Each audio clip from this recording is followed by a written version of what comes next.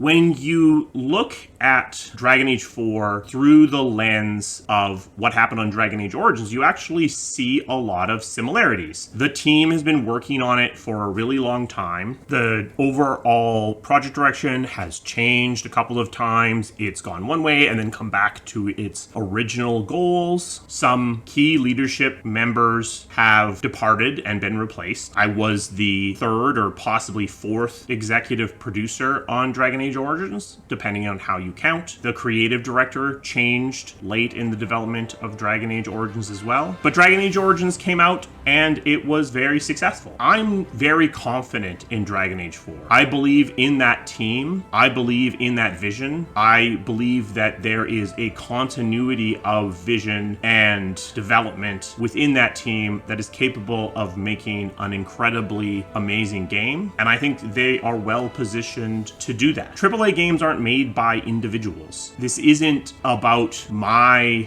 brilliant vision driving a game to completion. It's about the collective vision, the collective ideas, the collective creativity of the team. And while people have left the Dragon Age team, most of that team knows this IP. Most of that team knows how to make a great game. My belief is that they're going to do that. I have every confidence in that team. And honestly, I believe that EA is going to give them the space to do that. I think that EA learned lessons from Mass Effect Andromeda and from Anthem and from the Mass Effect Trilogy Remaster and from Jedi Fallen Order. And all of those lessons, I think, will help Dragon Age to be a great game. Don't worry about Dragon Age 4 because I'm not on it. Don't worry about Dragon Age 4 because any one person isn't on it. This is a large team, and large teams have resiliency when it comes to the departure of individuals.